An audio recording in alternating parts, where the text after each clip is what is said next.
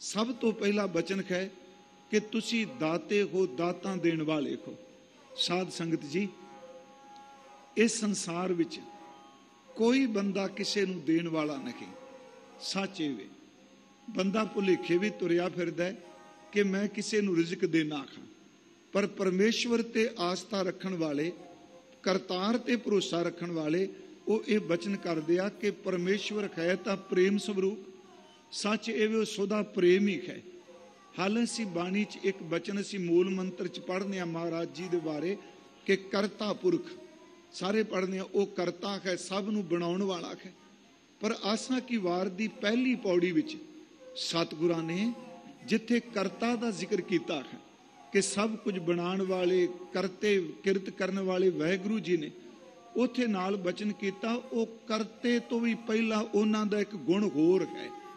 फिर ध्यान नाल बेनती सुनियो, करते दा अर्थ है बनाउण वाले, किरत करन वाले। उस करता तो पहला जिहड़ी किरत कर रहे ने वाहिगुरू जी, उस किरत तो पहला भी करते पुरख दा एक रूहानी गुण ऐसा है, वो करते बाद विच ने। साध संगत जी, दाता पहला ने।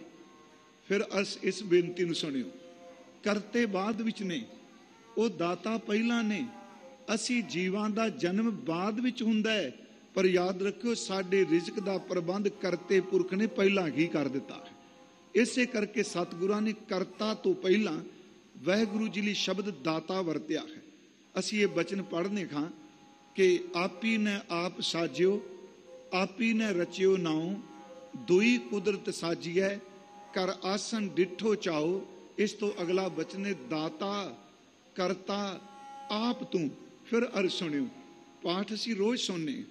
करते ने, करते दा अर्थ मैं अर्ज कीती बनाउण वाले ने, पर गुरमुखो करते तो पहला वो दाता जी ने जिस जीव नूं पैदा किया है, उस पार ब्रह्म परमेश्वर दाता जी ने उस जीव की रोजी का प्रबंध उहदे जन्म तो पहला ही कर दिता है। दाता करता आप तू, तुस देव हैं, मजबूरी च नहीं, क्योंकि वो तुम दाते ने ना। मैं ये पहली वचन आप नाल साझा कर रहा। एक हुंदा है बंदा मजबूरी वस किसी नूं देंदा है, चित नहीं मनदा किसी की मदद करन नूं, अंदर वाला जिहड़ा वो तैयार नहीं हुंदा। बंदा मजबूरी वस कहंदा है कि मैं तां फसिया होया वां जी, मैनूं फसे होए नूं इहदी हैल्प, इहदी मदद करनी पैनी है। महाराज कहंदे ने सच्चे पातशाह धन गुरु नानक देव जी कि पार ब्रह्म परमेश्वर जी की कोई मजबूरी नहीं। वो बद्दा चट्टी दाता नहीं दे रहे। उत्थे सतगुरां ने एक शब्द वरत्या, तुस त्रुठ के, प्रसन्न हो के, खुश हो के। ये नहीं, फिर बेनती सुनियो, विगस विगस के दाता देंदे। महाराज दे बचन ने दाता करता आप तू, आप जी दाते हो, उस तो बाद करते हो, तुस देव हैं, तुसी त्रुठ के खुश हो के, मजबूरी च नहीं, इन्ने जी पैदा किते। फिर मेरी इस बेनती ने सुनियो, सतगुरां दा ये शब्द वाहिगुरू जी दाता देना उन्हां दा मुढ़ कदीमी सुभाग है। त्रुठ के दाता देंदे आ, तुसी इस करके दाते हो मेरे वाहिगुरू जी। महाराज कहंदे ने कि दाता करता आप तू, तुस देवै करैं पछाओ, तू जानोई सब सै जान होई। तुसी सारियां दे अंदर नूं जाणदे हो। करता पुरख वाहिगुरू जी पहला सानू दात देंदे ने, फिर वो करते ने। एक होर बेनती, सतगुरां दा अमृत बचन है, पहलों दे तैं रिजक समाह। परमेश्वर जी दाते हो ना, पहला तुसी इस जीव का रिजक पैदा किया, इनू रिजक दिता है। पिछों देता है जंतु उपाहा, करते बाद विच पहला जीव का रिजक पैदा किया, जीव नू रिजक दे बना के दा, फिर वाहिगुरू जी तुसी इहदी पैदाइश कर दी। सतगुरु गुरु अर्जुन देव जी का एक वचन है जी, रामकली राग विच वो वचन है कि प्रथम है माखन, पछ है दूध। पिछले सालों च विचार करते शब्द की डिटेल नाल आपां विचार कीती सी। महाराज कहते प्रथम है माखन, पहला दाता जी ने जी। माखन दा अर्थ सब्जी सब ने मक्खन जी। महाराज कहते पहला मक्खन सी ते बाद विच उहनूं दुध बना दिता। दास ने इत्थे अर्ज की सी कि प्रथम है माखन, पछ है दूध, मैलो कीनो साबन सूद। जीव दे जन्म तो पहला परमेश्वर ने मनुख, मैं मनुख शब्द वरता, पशु लिए वरत्या जा सकता है, खास करके मनुख दे जन्म तो पहला ਜਿਹੜੀ ਖੁਰਾਕ ਇਹਨੂੰ ਜਨਮ ਵੇਲੇ ਮਿਲਣੀ ਹੈ, ਪਾਰ ਬ੍ਰਹਮ ਪਰਮੇਸ਼ਵਰ ਨੇ ਉਹਨੂੰ ਮੱਖਣ ਰੂਪ ਦੇ ਅੰਦਰ ਮਾਂ ਦੇ ਜਿਸਮ ਵਿੱਚ ਜਮਾ ਦਿੱਤਾ ਹੈ। ਮੱਖਣ ਦੀ ਤਰ੍ਹਾਂ ਜੰਮੀ ਹੈ ਖੁਰਾਕ। ਜਿਸ ਵਕਤ ਜੀਵ ਦਾ ਜਨਮ ਹੁੰਦਾ ਹੈ ਪਿਆਰਿਓ, ਉਸੇ ਮੱਖਣ ਤੋਂ ਪ੍ਰਮਾਤਮਾ ਦੁੱਧ ਬਣਾ ਦਿੰਦਾ ਹੈ। ਇਹਦਾ ਮਤਲਬ ਕਿ ਪਰਮੇਸ਼ਵਰ ਜੀ ਨੇ ਰਿਜ਼ਕ ਪਹਿਲਾਂ ਦਿੱਤਾ, ਉਹ ਦਾਤੇ ਨੇ, ਸਭ ਨੂੰ ਦਾਤਾਂ ਦਿੰਦੇ। ਇੱਕ ਹੋਰ ਬੇਨਤੀ, ਸਤਿਗੁਰੂ ਗੁਰੂ ਗੋਬਿੰਦ ਸਿੰਘ ਜੀ ਦੇ 2-3 ਬਚਨ ਮੈਂ ਆਪ ਨਾਲ ਸਾਂਝੇ ਕਰਨੇ, ਕਿਉਂਕਿ ਇਹ ਸਾਰੇ ਗੁਣ ਨੇ ਜੀ। ਆਪਾਂ ਜੇ ਉਹਨਾਂ ਨੂੰ ਦਾਤਾ ਜੀ ਕਹਿੰਦੇ ਆ, ਵੀ ਤਾਂ ਇੱਕ ਗੁਣ ਹੈ ਨਾ। ਦਾਸ ਨੇ ਇੱਕ ਵਾਰ ਅਰਜ਼ ਕੀਤੀ ਸੀ, ਜੇ ਪਰਮੇਸ਼ਵਰ ਦੇ ਕੀਰਤਮ ਨਾਮ, ਉਹਦੇ ਬੇਅੰਤ ਗੁਣਾਂ ਵਿੱਚੋਂ ਜੇ ਅਸੀਂ ਵਾਰ-ਵਾਰ ਉਹਦੇ ਗੁਣ ਗਾਉਣੇ ਨੇ, ਮੰਨ ਲਓ ਹੁਣ ਇਹ ਸ਼ਬਦ ਇੱਥੇ ਆ ਗਿਆ, ਤੁਮ ਦਾਤੇ ਠਾਕੁਰ ਪ੍ਰਤਪਾਲਕ, ਮਨ ਕਰਦਾ ਵਾਰ-ਵਾਰ ਉਹਦੇ ਗੁਣ ਗਾਈਏ, ਵੀ ਤੁਹਾਡੇ 'ਚ ਆ ਵੀ ਗੁਣ ਹੈ, ਤੁਹਾਡੇ 'ਚ ਆ ਵੀ ਗੁਣ ਹੈ, ਤੁਹਾਡੇ 'ਚ ਆ ਵੀ ਗੁਣ ਹੈ। ਮੇਰੀ ਬੇਨਤੀ ਹੈ, ਜਿਹੜਾ ਆਪ ਜੀ ਅੰਮ੍ਰਿਤ ਵੇਲੇ ਜਾਪ ਸਾਹਿਬ ਦਾ ਪਾਠ ਕਰਦੇ ਹੋ ਨਾ, ਉਸ ਗੁਣ ਨਿਧਾਨ ਅਕਾਲ ਪੁਰਖ ਦੇ ਬੇਅੰਤ ਗੁਣਾਂ ਵਿੱਚੋਂ ਮੇਰੇ ਧੰਨ ਗੁਰੂ ਗੋਬਿੰਦ ਸਿੰਘ ਜੀ ਨੇ 1101 ਵਾਰ ਉਸ ਕਰਤੇ ਪੁਰਖ ਦੇ ਵੱਖ-ਵੱਖ ਗੁਣ ਬਿਆਨ ਕੀਤੇ ਹੋਏ। ਜਿਹੜਾ ਜਾਪ ਸਾਹਿਬ ਅਸੀਂ ਰੋਜ਼ ਕਰਨੇ ਆ, ਉਹ ਗੁਣ ਹੀ ਨਹੀਂ ਜੀ ਉਹਦੇ। ਜਦੋਂ ਅਸੀਂ ਪਾਠ ਕਰਨੇ ਆ ਨਮਸਤਵੰਗ ਅਕਾਲੇ, ਇਹਦਾ ਮਤਲਬ ਤੁਸੀਂ ਕਾਲ ਤੋਂ ਰਹਿਤ ਹੋ। ਨਮਸਤਵੰਗ ਕਿਰਪਾਲੇ, ਤੁਸੀਂ ਕਿਰਪਾ ਦੇ ਘਰ ਹੋ। ਇੱਕ ਸ਼ਬਦ ਧਿਆਨ ਨਾਲ ਆਪ ਜੀ ਪੜ੍ਹੀ ਜਾਓ। ਪੂਰੇ ਜਾਪ ਸਾਹਿਬ ਦੇ ਅੰਦਰ ਜੇ ਮਨ ਕਹਿੰਦਾ ਹੈ ਮੈਂ ਸਿਰਫ ਗੁਣ ਹੀ ਗਾਉਣੇ ਨੇ, ਹੋਰ ਕੋਈ ਉਦਾਹਰਨ ਨਹੀਂ ਦੇਣੀ। ਹਾਲਾਂਕਿ ਬਾਣੀ 'ਚ ਬੇਅੰਤ ਉਦਾਹਰਨਾਂ, ਅਸੀਂ ਗੁਣ ਵਾਸਤੇ ਉਦਾਹਰਨਾਂ ਲੈਂਦੇ ਹਾਂ, ਜਿਵੇਂ ਮੱਛੀ ਦੀ ਉਦਾਹਰਨ, ਕਿਤੇ ਪਤੰਗੇ ਦੀ ਉਦਾਹਰਨ, ਕਿਤੇ ਚਾਤਰਿਕ ਦੀ ਉਦਾਹਰਨ, ਕਿਤੇ ਹਿਰਨ ਦੀ ਉਦਾਹਰਨ। ਪਰ ਗੁਰਮੁਖੋ, ਜਾਪ ਸਾਹਿਬ ਦੀ ਪਵਿੱਤਰ ਬਾਣੀ 'ਚ ਧੰਨ ਗੁਰੂ ਗੋਬਿੰਦ ਸਿੰਘ ਸੱਚੇ ਪਾਤਸ਼ਾਹ ਜੀ ਨੇ ਉਸ ਵਾਹਿਗੁਰੂ ਜੀ ਦੇ ਕੀਰਤਮ ਗੁਣ, ਉਹਦੇ ਕੀਰਤਮ ਨਾਮ, ਸਿਰਫ ਗੁਣ ਨਿਧਾਨ ਦੇ ਗੁਣਾਂ ਨੂੰ ਹੀ ਗਾਇਆ ਹੈ। ਤੇ ਜਿਹੜਾ ਇਹਨਾਂ ਗੁਣਾਂ ਨੂੰ ਗਾਉਣ ਲੱਗ ਪਏ ਨਾ, ਮੇਰੀ ਫਿਰ ਅਰਜ਼ ਹੈ, ਨਿਤਨੇਮ ਆਪ ਜੀ ਕਰ ਦੇਖੋ, ਜਿਹੜੇ ਨਹੀਂ ਕਰਦੇ ਉਹ ਜ਼ਰੂਰ ਕਰਿਆ ਕਰੀਏ। ਗੁਰਮੁਖੋ, ਜਿਹੜਾ ਵਾਹਿਗੁਰੂ ਜੀ ਦੇ ਇੰਨੇ ਗੁਣ ਗਾਏਗਾ ਨਾ, ਇਹਦਾ ਫਲ ਇਹ ਮਿਲਣਾ ਹੈ, ਉਹਦਾ ਜਨਮ ਮਰਨ ਕੱਟਿਆ ਜਾਏਗਾ। ਉਹਦੇ ਗੁਣ ਗਾਉਣ ਨਾਲ ਦੁੱਖ ਸੁੱਖਾਂ ਦਾ ਪ੍ਰਭਾਵ ਖਤਮ ਹੋ ਜਾਂਦਾ। ਤਾਂ ਹੀ ਸਤਿਗੁਰਾਂ ਨੇ ਫਰਮਾਇਆ, ਚਤਰ ਚੱਕਰ ਵਰਤੀ ਚਤਰ ਚੱਕਰ ਭੁਗਤੇ, ਸੋਈ ਅੰਬਬ ਸੁਭੰਗ ਸਰਬਦਾ ਸਰਬ ਜੁਗਤੇ, ਦੋ ਕਾਲੰਗ ਪਰਨਾਸੀ। ਦੋਨਾਂ ਕਾਲਾਂ ਦਾ ਨਾਸ਼ ਕਰਨ ਵਾਲੇ। ਜਨਮ ਮਰਨ ਦੁੱਖ ਹੈ, ਦੋ ਕਾਲੰਗ ਪਰਨਾਸੀ, ਦਇਆਲੰਗ ਸਰੂਪੇ, ਸਦਾ ਅੰਗ ਸੰਗੇ ਅਭੰਗੰਗ ਵਿਭੂਤੇ। ਪਿਆਰਿਓ, ਪਰਮੇਸ਼ਵਰ ਦੇ ਗੁਣ ਗਾ ਕੇ ਥੋੜੀ ਜੀ, ਕਿਉਂਕਿ ਅੱਜ ਸ਼ਬਦ ਆ ਗਿਆ ਰਹਾਉ ਦੇ ਬਚਨਾਂ ਤੋਂ ਆਪਾਂ ਲਿਆ, ਜੇਵਾ ਏਕ ਕਵਨ ਗੁਣ ਕਹੀਏ, ਕੋਈ ਤੇਰੇ ਗੁਣਾਂ ਦਾ ਅੰਤ ਨਹੀਂ ਪਾ ਸਕਦਾ। ਤੇ ਮੇਰੀ ਸਿਰਫ ਇੱਕ ਬੇਨਤੀ ਹੈ, ਉਸ ਬੇਅੰਤ ਗੁਣਾਂ ਦੇ ਮਾਲਕ ਦੇ ਗੁਣ ਇਸ ਕਰਕੇ ਨਹੀਂ ਗਾਣੇ ਆਪਾਂ ਅੰਤ ਪਾਉਣ ਲੱਗੇ।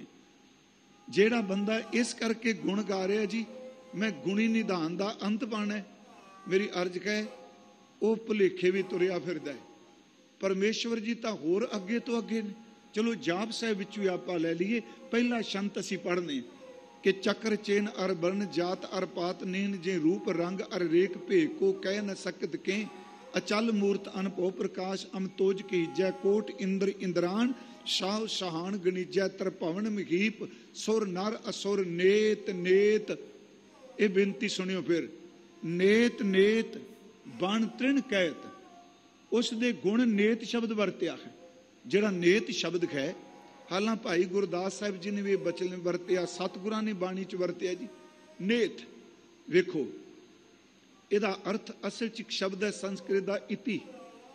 ਜਦੋਂ ਪੁਰਾਣੇ ਸਮੇਂ, ਅੱਜ ਵੀ ਕਈ ਵਾਰੀ ਦੇਖੋ, ਕੋਈ ਸੱਜਣ ਰਚਨਾ ਕਰਦਾ ਹੈ, ਗ੍ਰੰਥ ਲਿਖਦਾ ਹੈ, ਜਾਂ ਇਉਂ ਕਹਿ ਲਓ ਜਿਹੜਾ ਅਧਿਆਇ ਉਹਨੇ ਆਰੰਭ ਕੀਤਾ ਹੈ, ਉਹਦੀ ਸਮਾਪਤੀ ਤੇ ਉਹ ਲਿਖ ਦਿੰਦਾ ਇਤੀ, ਈੜੀ ਸਿਆਰੀ ਤੱਤੇ ਬਿਆਰੀ ਇਤੀ।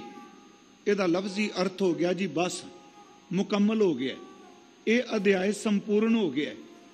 ਪਰ ਇਹਦੇ ਵਿੱਚੋਂ ਇੱਕ ਸ਼ਬਦ ਪੈਦਾ ਹੋਇਆ ਹੈ, ਇਹ ਨਾ ਇਤੀ। ਇਤੀ ਦਾ ਅਰਥ ਹੈ ਮੁਕੰਮਲ ਹੋ ਗਿਆ, ਨਾ ਇਤੀ ਦਾ ਅਰਥ ਹੈ ਅਜੇ ਅੰਤ ਨਹੀਂ ਹੋਇਆ, ਇਹ ਅਜੇ ਚੱਲਦਾ ਪਿਆ। ਇਹ ਹੀ ਸ਼ਬਦ ਬਣਿਆ ਹੈ ਨੇਤ। ਫਿਰ ਬੇਨਤੀ ਸੁਣਿਓ, ਨੇਤ ਦਾ ਅਰਥ ਹੈ ਨਾ ਇਤੀ। ਮੈਂ ਫਿਰ ਅਰਜ਼ ਕਰਾਂਗਾ, ਇਤੀ ਦਾ ਅਰਥ ਹੈ ਸਮਾਪਤੀ। ਇਸ ਤੋਂ ਅੱਗੇ ਕੁਛ ਨਹੀਂ, ਇਹ ਮੁੱਕ ਗਿਆ। ਇਸ ਤੋਂ ਅੱਗੇ ਕੋਈ ਲਫ਼ਜ਼ ਕਹਿਣ ਨੂੰ ਨਹੀਂ, ਕੋਈ ਲਫ਼ਜ਼ ਲਿਖਣ ਨੂੰ ਨਹੀਂ, ਕੋਈ ਲਫ਼ਜ਼ ਬੋਲਣ ਨੂੰ ਨਹੀਂ। ਇਹ ਇਤੀ ਹੈ। पर वाहगुरु जी लिए कदी इति नहीं आउंदा। प्यारिओ याद रखियो, जिन्ना मर्जी बोल लो, वो बोलण तो बाद भी नेत है। नेत दा अर्थ है ना इति।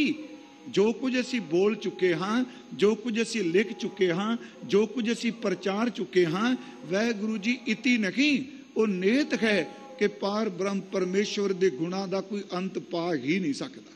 मैं फिर आप जी को बेनती करांगा कि नेत नेत बन तृण कहत, जंगल दे तिनके नेत नेत कह रहा ना इति ना इति। वाहगुरु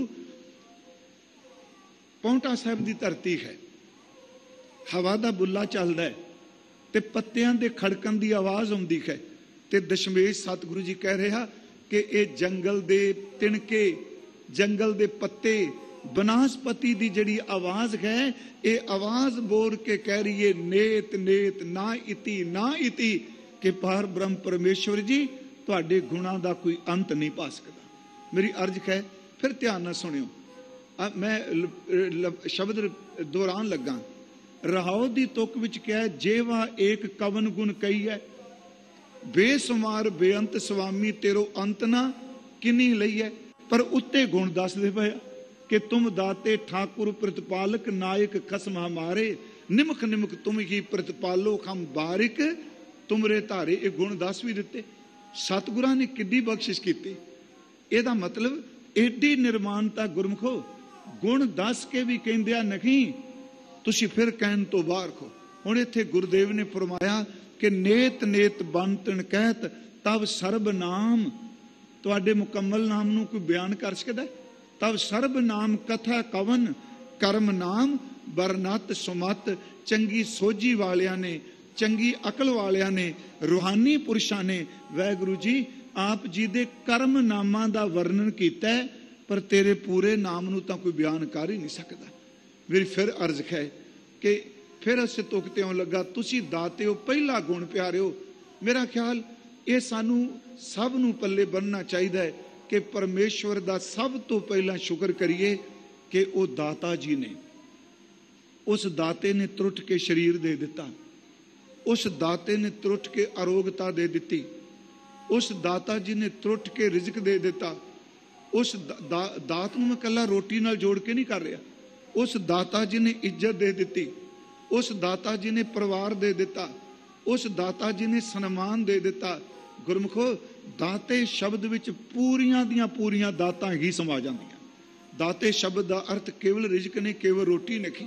इसे करके गुरु गोबिंद सिंह जी के दो बचन हजूर दे जफरनामे विच पहले जिहड़े दो शेर ने वो खास करके, उंज तां 12 शेर जिहड़े ने वाहगुरु जी की सिफत विच ने जी पहले दास्तान तो पहला, पर पहले दो शेर देखो कैसे कमाल दी उपमा सतगुरु कर रहा।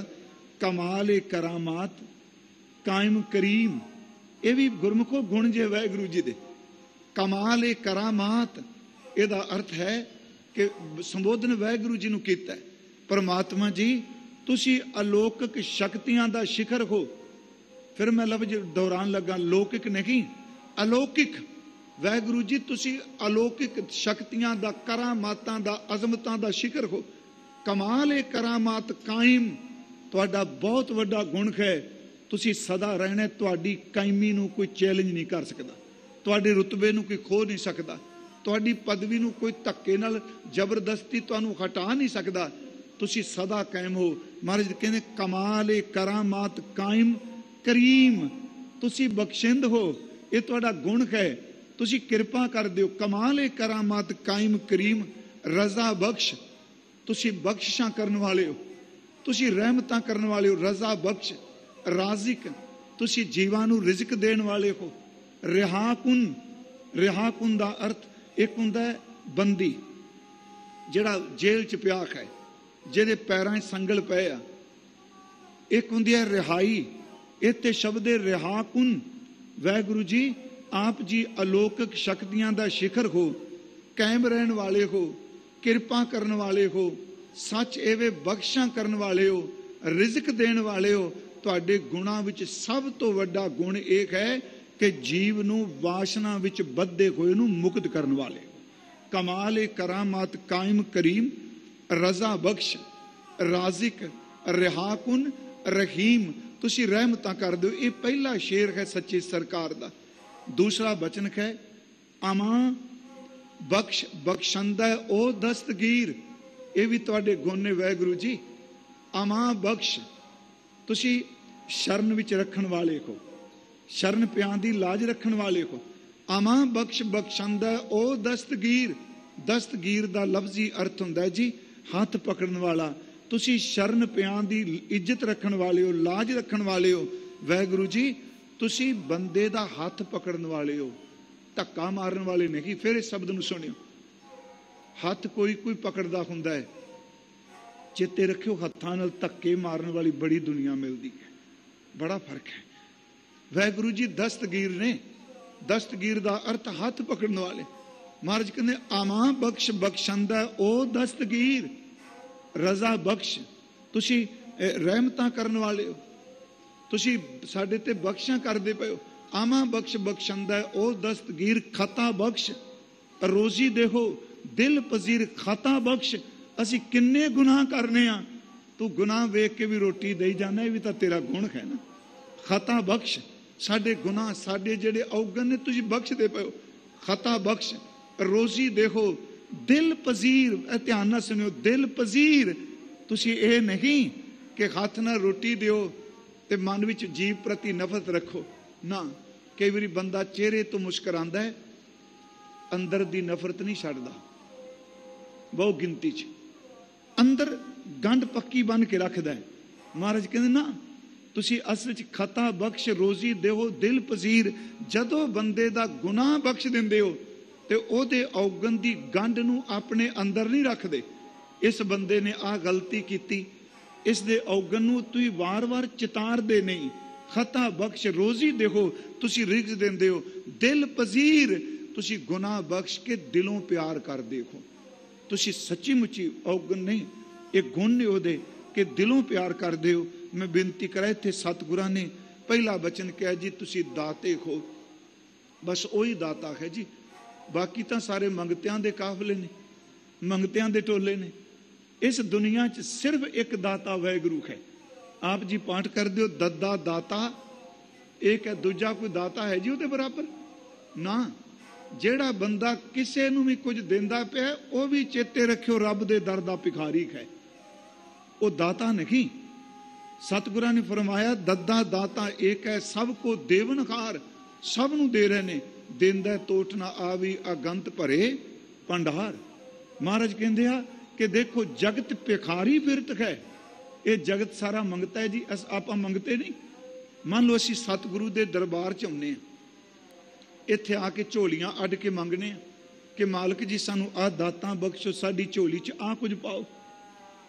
असी वो दात मंगने आ, उस तो बाद दित्ती कोई दात विचों आपां चौरस्ते विच खलो के किसे नूं कुछ दे के दाता बनदा यतन ना करिए। मेरी एक बेनती है, सच एवे गुरुदेव कहंदे ने, जेड़ा बंदा वाहिगुरू जी दी दात लैके वंडण वाला दाता बन जाता है ना, हाँ उंज वंड के छके पर दाता मत बने। ते जे कोई बंदा दात लैके खुद दाता बन के वंडदा है, मैं देण वाला हाँ, ते कहंदे देण वाला कहंदा मूर्ख बंदा है, ये दानी नहीं। जे को होए बह दातार तिस देन हार जाने गवार। जिस वाहिगुरू जी ने दात दी वो कहंदे नहीं ये दाता नहीं, ये मूर्ख है, ये गवार इथों मांग के लिया हुण शरीक बन के वंडन लग पे। नहीं, सतगुरु जी बचन कर रहा, जगत भिखारी फिरत है, सबको दाता राम कहो नानक मन सिमर तेहे।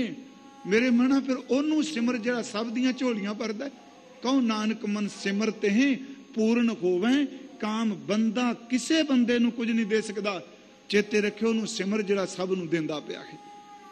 गुरु नानक साहब महाराज बगदाद गए, हजूर उत्थे बहुत लम्मा समा रुके जी। सतगुरु सच्चे पातशाह वो स्थान भावें हुण खत्म हो चुका है, फिर भी यतन किया जा रहा है कि उस स्थान ते फिर सतगुरां दा वो स्थान बने।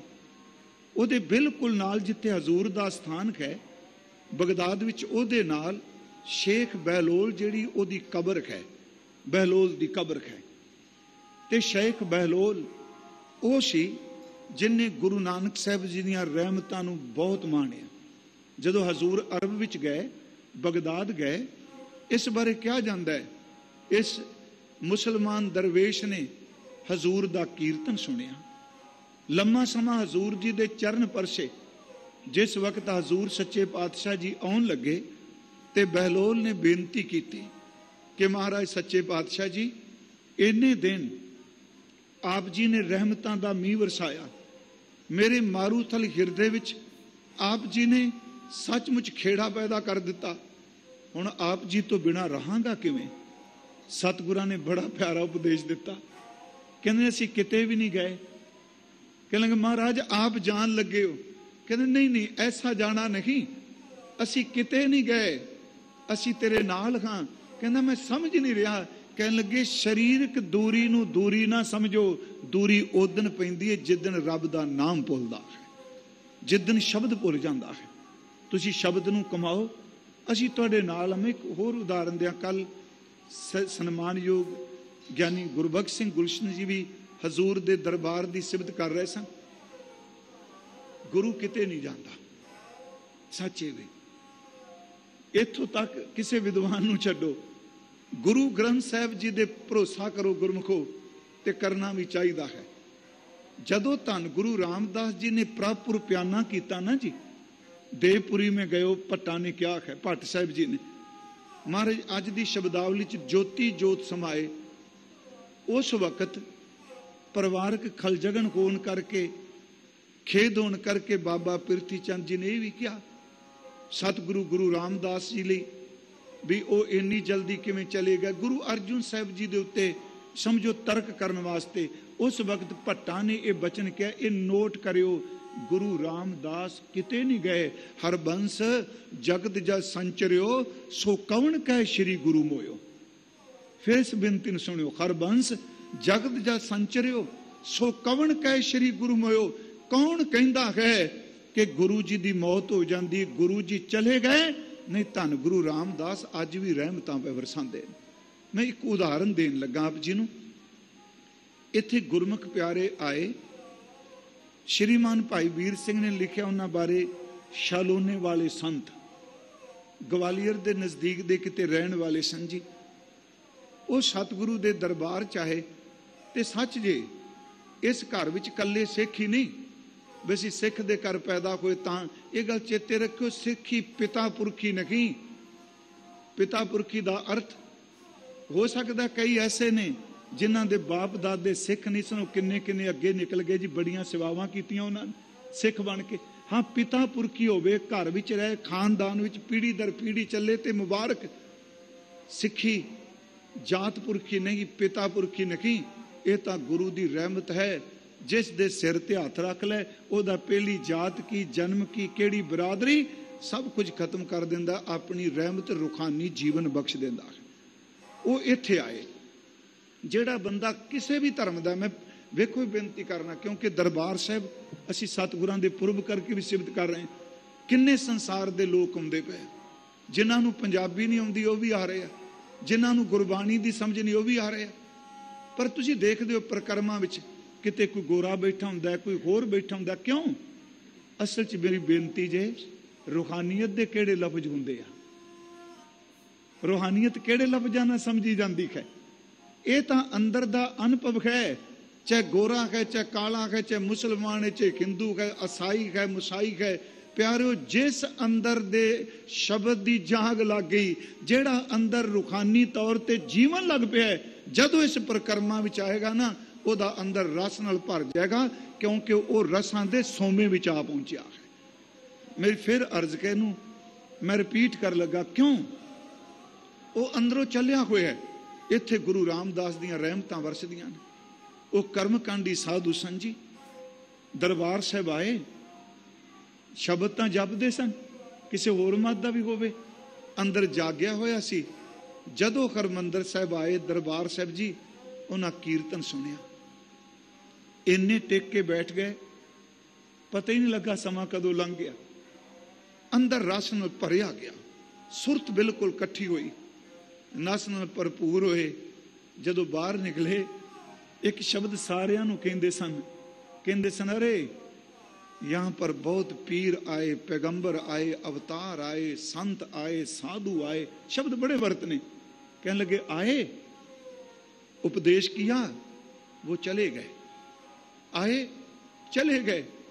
कहने अरे देखो हरमंदिर साहब में गुरु रामदास आए हैं, वो गए नहीं। गुरु नानक साहब आए हैं, वो गए नहीं।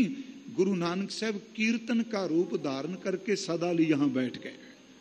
मैं आप ਨੂੰ ਬੇਨਤੀ ਕਰਾਂਗਾ ਇਸ ਨੂੰ ਥੋੜਾ ਜਿਹਾ ਫਿਰ ਅਰ ਸੁਣਿਓ।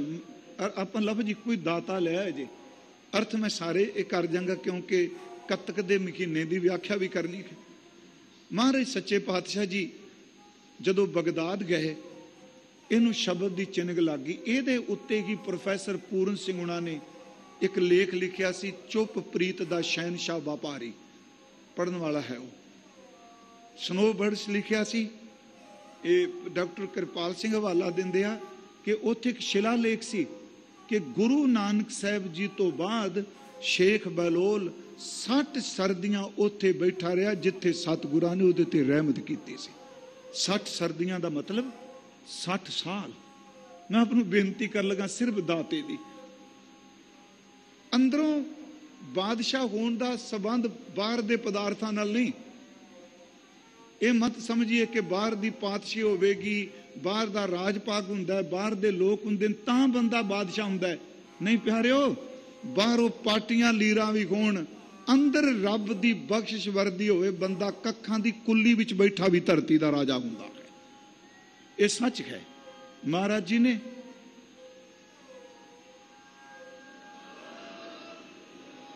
सच्चे पातशाह जी ने बाणी च बख्शां कीतियां। भाई नंद लाल साहब तां इत्थों तां कहंदे आ कि दर लिबासे बंदगी शाही तुरास्त, जिन्हों वाहगुरू जी बंदगी दा चोला पवा देन, जिन्हों सरोपा अपनी रूहानियत दा पा देन। दर लिबासे बंदगी शाही तुरास्त, दौलते अज महा के माही तुरास्त। समुंदर दी गहराई तो लैके चंद्रमा दी उचाई तक हर ताकत उहदे सामने झुक जाती जिन्हों रूहानियत दा चोला मिल जाए। वो सज्जन बैठा है बहलोल, अपनी बंदगी च रहना, बहुत नेत्र घट खोलते सन। सच उहदे बारे कहा जाता है, जिन्हों अखां भर के तकते सन कंबनी छिड़ जाती सी। वो एडी वड्डी एनर्जी सी उन्हां कोल बंदगी दी। उथों दा सम्राट आया जां राजा आया, शब्द वरतां, उन्हें आके सलाम कीती, उन्हें नेत्र नहीं खोले। उन्हें दूजी तीजी बार कहा जी मैं हाजिर होया, मैनू कोई सेवा दिओ। वो बैठे सन लत्तां पसार के, बहलोल जी ऐ लत्तां जिवें बंदा पसार के नहीं बहिंदा, इस तरह बैठे ने। वो ना उठे ना उन्होंने कोई क्या। उन्हें जो फिर कहा जी मैनू कोई खिदमत दसो, मैं सेवा। कहने लगे समा बड़ा कीमती है, इस करके ना अपना खराब कर ना मेरा खराब कर। वो चला गया। ते कोई जरूरी नहीं कि बंदगी करने वाले दे नेड़े रहन वाला हर बंदा उन्नी अवस्था का होवे। याद रखियो, इस गल नूं ध्यान च रख के तुरियो, क्योंकि असीं कई बारी कहने ना कि जीवन उहदे नेड़े वाला तो इहो जिहा। ते सतगुरां ने कहा कमल दे फुੱਲ दीआं जड़ां विच डड्डू रहिंदा है, उहनूं कदी नहीं कोई कहंदा तूं चिक्कड़ ही खाई जाना, क्योंकि वो नेड़े रह के भी कुछ नहीं लै सकदा। उत्थे उहदे मुरीद ने गया बहलोल जी दे ने, देखो जी तुसीं मंगन नहीं गए, वो आप देण आए ने। इबादत खाने की छत डिग्गी पई सी ते तुसीं मंग लैंदे, छत ही पवा लैंदे। उन्हें हस के कहा जदों बादशाह आया मैं बैठा किवें सी? कहन लगे जी लत्तां पसार के। कहन लगे जदों हथ पसारने शुरू कर दी उदों लत्तां पसार के नहीं बह सकीदा। ये लफ्ज़ नूं फिर ध्यान नाल सुनियो, जदों हथ पसारन लग पे मंगन लग पांगे उदों बेपरवाही दीआं लत्तां नूं कोई पसार सकदा? जिहड़ा हथ अड्ड के मंगन लग पे चेते रखियो उहदे अंदर दी स्वतंत्रता मर जाती है। उन्हें फिर कहा जी तुसीं ये क्यों मंगन दा फुरना ही नहीं? गल सुनने वाली उन्हें क्या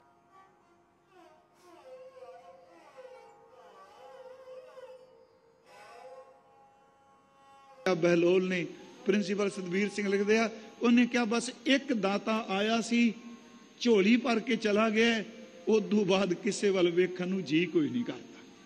मैं आपनूं बेनती करांगा सिर्फ एक दाता, बंदा किहड़ा किसी नूं दे सकदा है जी? महाराज ने इत्थे बचन किया, वाहिगुरु जी तुम दाते ठाकुर प्रतिपालक नायक खसम हमारे, निमख निमख खिन खिन करके तुम ही प्रतिपालो हम बारिक तुमरे तारे। सानू बच्चियां नू तेरा सहारा है जी, तुहाडे तो बिना केड़ा असर है। जेवा एक कवन गुण कही है, केड़ा जम्मिया अपनी जबान नाल तुहाडे गुण गा सके। हाँ गुण गा के अभेद हो जाइदा है, अंत नहीं पा सकीदा। महाराज जी ने बचन किया कि कीमत पाए ना कहा जाए, कहने वाले तेरे रह सुनाए। सच्चे पातशाह कहते जेवा एक कवन गुण कही है, बेसुमार बेअंत स्वामी तेरो अंत ना किन्ही लई है। किसी ने तुहाडा अंत नहीं पाया। ये रहाओ दे बचन हन। रहाओ कोट पराध हमारे खंडो।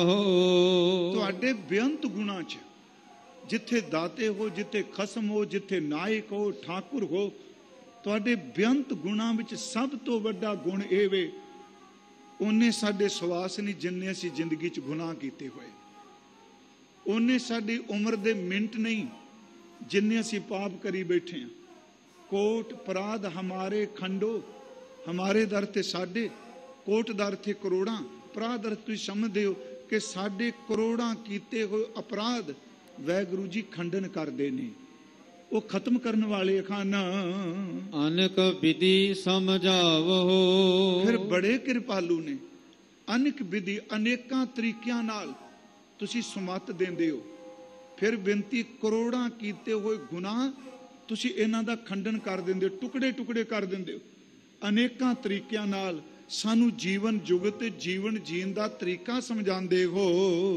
हम अज्ञान अल्प मत थोरी। असी बच्चे हैं ना, तुहाडे सारे जीने आ, असी अज्ञानी हाँ, सानू कोई ज्ञान नहीं। गुरमुखो इस शब्द नू ना अरदास रूप च जे लै लईए असी रोज बेनती रूप, किड्डी वड्डी निर्माणता है।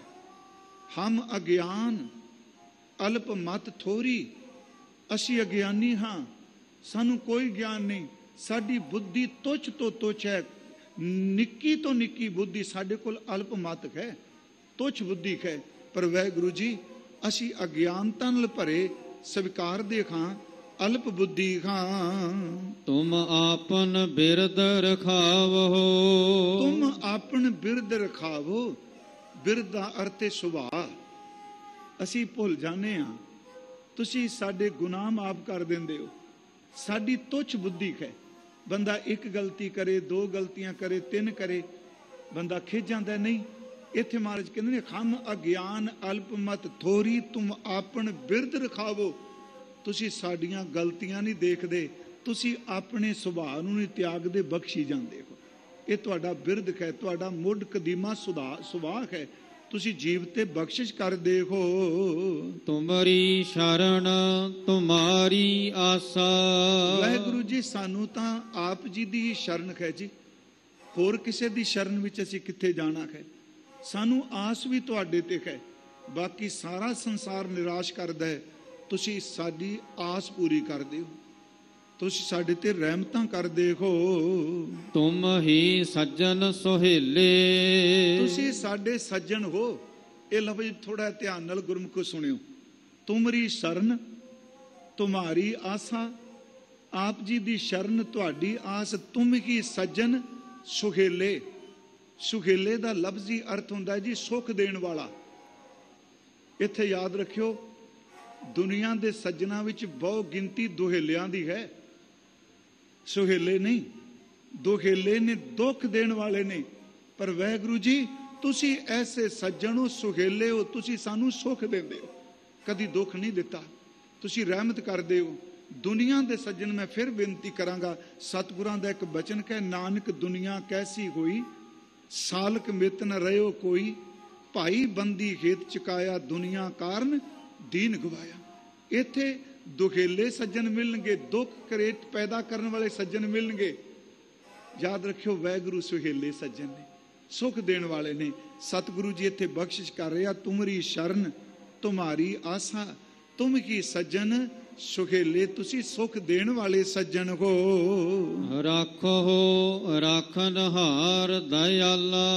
ਤੁਹਾਡੀ ਸ਼ਰਨ ਚ ਆ ਗਏ ਆ ਨਾ, ਤੁਸੀਂ ਸਾਨੂੰ ਰੱਖ ਲਓ। ਤੋ ਮੈਂ ਆਇਆ, ਸ਼ਰਨੀ ਆਇਆ, ਭਰੋਸਾ ਆਇਆ, ਕਿਰਪਾ ਆਇਆ। ਵਾਹਿਗੁਰੂ ਜੀ, ਤੋ ਮੈਂ ਆਇਆ, ਮੈਂ ਆਪ ਜੀ ਕੋਲ ਆਇਆ, ਮੈਂ ਤੁਹਾਡੀ ਸ਼ਰਨ ਚ ਆਇਆ। ਅਗਲੀ ਗੱਲ ਯਾਦ ਰੱਖਿਓ, ਤੁਕ ਫਿਰ ਪੜੀਏ। ਤੋ ਮੈਂ ਆਇਆ, ਸਰਨੀ ਆਇਆ, ਅੱਗੇ ਜੀ ਭਰੋਸਾ ਆਇਆ। ਮੈਂ ਸ਼ਰਨ ਚ ਆਇਆ, ਐਵੇਂ ਉਬਲੇ ਮਨੋਂ ਨਹੀਂ ਆਇਆ। ਭਰੋਸਾ ਆਇਆ, ਮੈਂ ਯਕੀਨ ਕਰਕੇ ਆਇਆ, ਭਰੋਸਾ ਕਰਕੇ ਆਇਆ। ਕੀ ਕਿਰਪਾ ਆਇਆ, ਮੈਂ ਤੁਹਾਡੀ ਕਿਰਪਾ ਨਾਲ ਝੋਲੀ ਭਰ ਕੇ ਲਿਜਾਣੀ, ਮੈਂ ਖਾਲੀ ਨਹੀਂ ਜਾਣਾ।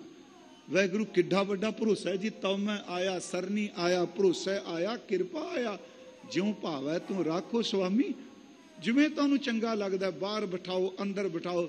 ਉਹ ਗੁਰਮੁਖੋ, ਅੰਦਰ ਝੁਕਣ ਨੂੰ ਤਿਆਰ ਕੋਈ ਨਹੀਂ ਬੰਦੇ ਦਾ। ਸੱਚ ਇਹ ਵੇ, ਗੁਰਮੁਖ ਕਹਿੰਦੇ ਹੁੰਦੇ ਸਨ, ਉਹ ਬੰਦਿਆ ਤੇਰੇ ਝੁਕਣ ਦੀ ਦੇਰੀ ਹੋ ਸਕਦੀ ਏ, ਗੁਰੂ ਨਾਨਕ ਸਾਹਿਬ ਦੀਆਂ ਰਹਿਮਤਾਂ 'ਚ ਕਦੀ ਦੇਰੀ ਨਹੀਂ। ਤੂੰ ਅੰਦਰੋਂ ਝੁਕ ਤੇ ਸਹੀ।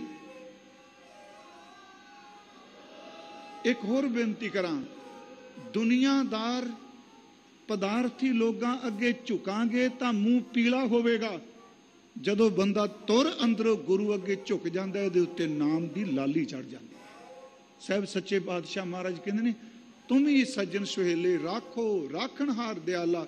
ਰੱਖ ਲੋ ਜੀ ਸਾਨੂੰ, ਦਇਆ ਦੇ ਘਰ ਵਾਹਿਗੁਰੂ ਜੀ ਸਾਨੂੰ ਰੱਖ ਲਵੋ। ਨਾਨਕ ਘਰ ਕੇ ਗੋਲੇ। ਸਤਿਗੁਰੂ ਗੁਰੂ ਅਰਜੁਨ ਦੇਵ ਕਹਿੰਦੇ ਨੇ, ਵਾਹਿਗੁਰੂ ਜੀ ਅਸੀਂ ਆਪ ਜੀ ਦੇ ਘਰ ਦੇ ਗੁਲਾਮ ਹਾਂ। ਵਾਹਿਗੁਰੂ ਆ ਏਡੀ ਇਹ ਕੱਲੀ ਪੋਇਟਰੀ ਨਹੀਂ ਜੀ, ਇਹ ਕਥਾ ਕਰਨ ਵਾਸਤੇ ਕੇਵਲ ਪ੍ਰਮਾਣ ਨਹੀਂ। ਇਹ ਸਤਿਗੁਰੂ ਗੁਰੂ ਅਰਜੁਨ ਦੇਵ ਜੀ ਦਾ ਧੁਰ ਅੰਦਰ ਹੈ। ਇਹ ਸਿੱਖੀ ਦੀ ਜਿੰਦ ਜਾਨ ਨੇ ਸ਼ਬਦ। ਤੁਮਰੀ ਸਰਨ ਤੁਮਾਰੀ ਆਸਾ, ਤੁਹਾਡੀ ਸਾਨੂੰ ਆਸ ਹੈ, ਤੁਸੀਂ ਸਾਡੇ ਤੇ ਮਿਹਰ ਕਰਦੇ ਪਏ ਹੋ। ਮੈਂ ਆਪ ਜੀ ਦੇ ਦਰ ਦਾ ਗੁਲਾਮ ਕਹਾਂ, ਮੈਂ ਗੋਲਾ ਹਾਂ। ਜਿਵੇਂ ਤੁਹਾਨੂੰ ਚੰਗਾ ਲੱਗਦਾ ਹੈ ਨਾ, ਗੁਲਾਮ ਦੀ ਮਰਜ਼ੀ ਕੋਈ ਨਹੀਂ ਹੁੰਦੀ, ਮਾਲਕ ਦੀ ਮਰਜ਼ੀ ਹੁੰਦੀ ਹੈ। ਕਦੀ ਗੁਲਾਮ ਕੰਡੀਸ਼ਨ ਲਾਂਦਾ ਜੀ? ਜਿਹੜਾ ਬੰਦਾ ਗੁਲਾਮ ਹੈ ਕਿਸੇ ਦਾ, ਮਾਲਕ ਦੇ ਸਾਹਮਣੇ ਉਹਦੀ ਕੋਈ ਸ਼ਰਤ ਨਹੀਂ। ਗੁਲਾਮ ਕਹਿੰਦਾ ਬਸ ਸ਼ਰਤਾਂ ਤੇਰੀਆਂ ਚੱਲਣਗੀਆਂ।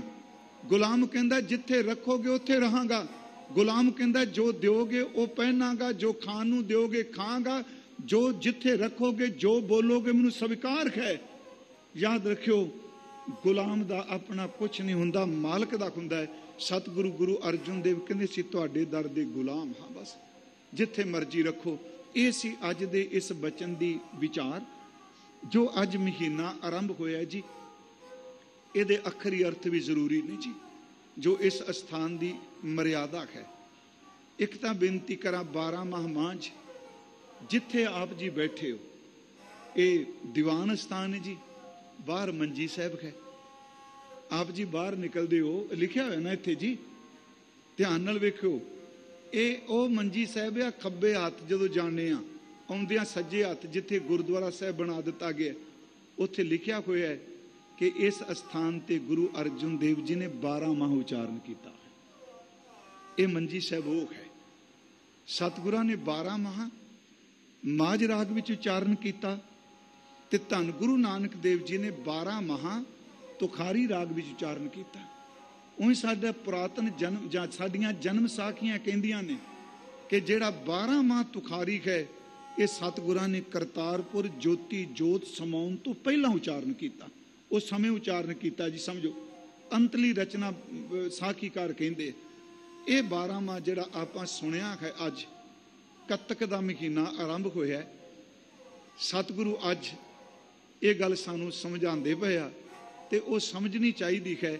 ਹਰ ਕਰਮ ਦਾ ਪ੍ਰਤੀਕਰਮ ਹੈ। ਫਿਰ ਧਿਆਨ ਨਾਲ ਸੁਣਿਓ, ਜੋ ਮੈਂ ਕਰਮ ਕਰ ਰਿਹਾ, ਮੈਂ ਭੁਲੇਖੇ 'ਚ ਨਾ ਰਹਾਂ ਕਿ ਮੈਨੂੰ ਭੋਗਣਾ ਨਹੀਂ ਪੈਣਾ। ਇਸ ਕਰਮ ਦਾ ਪ੍ਰਤੀਕਰਮ ਮੇਰੇ ਕੋਲ ਆਉਣਾ ਹੀ ਆਉਣਾ ਹੈ। ਅੱਜ ਗੁਰੂ ਅਰਜੁਨ ਦੇਵ ਜੀ ਦੇ ਬਚਨ ਸਰਵਣ ਕਰੋ ਜੀ। ਕਤਿਕ ਕਰਮ ਕਮਾਵਣੇ, ਦੋਸ਼ ਨਾ ਕਾਹੂ ਜੋਗ। ਕਤਿਕ ਕਰਮ ਕਮਾਵਣੇ, ਕਤਿਕ ਦਾ ਅਰਥ ਹੈ ਕਤਿਕ ਦੇ ਮਹੀਨੇ ਰਾਹੀਂ ਸਤਿਗੁਰੂ ਰੂਹਾਨੀ ਉਪਦੇਸ਼ ਦੇ ਰਹੇ ਆ। ਕਤਿਕ ਫਿਰ ਅਰਜ ਹੈ, ਕਤਿਕ ਕਰਮ ਕਮਾਵਣੇ, ਕਤਿਕ ਦੇ ਮਹੀਨੇ ਰਾਹੀਂ ਇਹ ਉਪਦੇਸ਼ ਦਿੱਤਾ ਜਾ ਰਿਹਾ ਹੈ ਜੀਵ, जो ਆਪਾਂ ਕਰਮ ਕਮਾਨੇ ਹਾਂ, ਜੋ ਤੂੰ ਕਰਮ ਕਮਾਏਗਾ, ਕਿਸੇ ਹੋਰ ਬੰਦੇ ਨੂੰ ਦੋਸ਼ ਨਾ ਦੇਈ। ਜੋ ਤੂੰ ਕਰਮ ਕੀਤਾ ਇਹਦਾ ਪ੍ਰਤੀ ਕਰਮ ਤੇਰੇ ਕੋਲ ਆਉਣ ਵਾਸਤੇ ਹੈ। ਇਹ ਕੁਦਰਤ ਦਾ ਨੇਮ ਹੈ ਜੀ। ਜੋ ਕਰਮ ਕਰ ਰਹੇ ਹੋ ਵਾਪਸ ਆਉਣਾ ਹੈ। ਕਤਿਕ ਕਰਮ ਕਮਾਵਣੇ ਦੋਸ਼ ਨਾ ਕਾਹੂ ਜੋ, ਕਿਸੇ ਉੱਤੇ ਦੋਸ਼ ਆਰੋਪਣ ਮਤ ਕਰ।